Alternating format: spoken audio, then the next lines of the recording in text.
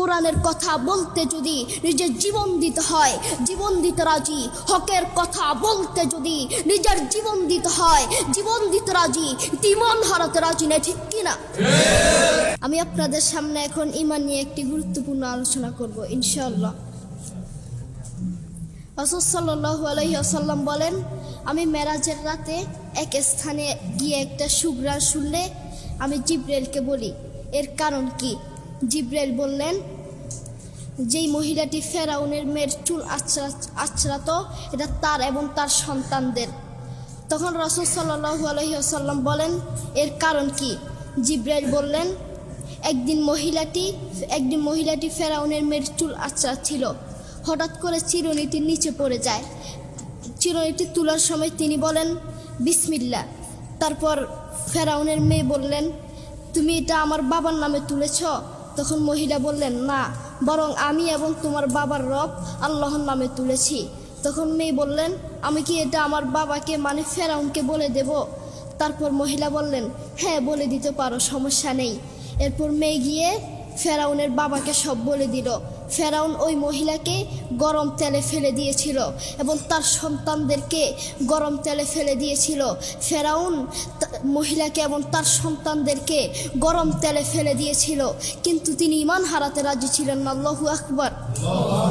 এটাকেই বলা হয় ঈমান, এটাকেই বলা হয় ঈমান। নিজের জীবন দিতে হবে, কিন্তু ঈমান হারানো যাবে না। কোরআনের কথা বলতে যদি নিজের জীবন দিতে হয়, জীবন দিতে রাজি। হকের কথা বলতে যদি নিজের জীবন দিতে হয়, জীবন দিতে রাজি। ঈমান হারাতে রাজি নেই, ঠিক কিনা? ঈমান হারাতে রাজি নেই। কোরআনের কথা বলতে যদি নিজের জীবন দিতে হয়, জীবন দিতে রাজি, কিন্তু ঈমান হারাতে রাজি নেই। আল্লাহ রাসূল সাল্লাল্লাহু, আমাদের তো সামান্য কিছু হলেই আমাদের ঈমান চলে যায়, আমাদের অল্প কিছুতেই আমাদের ঈমান হেরে যায়। অথচ আল্লাহ রাসূল সাল্লাল্লাহু আলাইহি ওয়াসাল্লাম এবং তার সাহাবীরা নিজের জীবন দিতে রাজি থাকতেন, কলিজা নিতে রাজি থাকতেন, কিন্তু ঈমান হারাতে রাজি থাকতেন না, ঠিক কিনা? রাসূল সাল্লাল্লাহু আলাইহি ওয়াসাল্লাম এবং তার সাহাবীরা নিজের জীবন দিতে রাজি থাকতেন, কিন্তু ঈমান হারাতে রাজি থাকতেন না।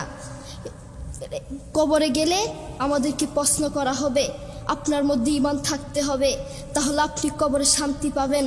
কবরে গেলে আপনাকে প্রশ্ন করা হবে, তোমার রব কে, তোমার দিন কি?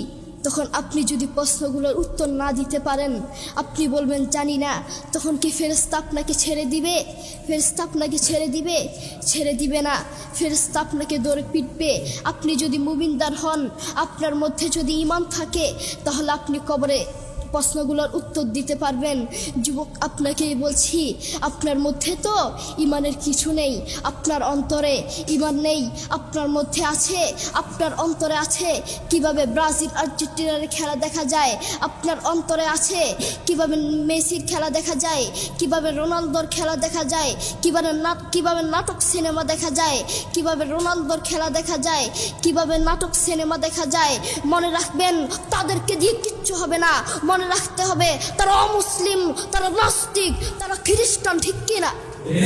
আপনি যদি ওদেরকে খুঁজেন, ওদেরকে শুধু দেখেন, আপনাকে আল্লাহর সামনে আসামির কাঠগড়ায় দাঁড়াতে হবে। আল্লাহ তাআলা আমাদের সবাইকে বুঝার তৌফিক দান করুন। ওয়া আখির দাওয়ানা আলহামদুলিল্লাহি রাব্বিল আলামিন। আসসালামু আলাইকুম ওয়া রাহমাতুল্লাহি ওয়া বারাকাতুহু।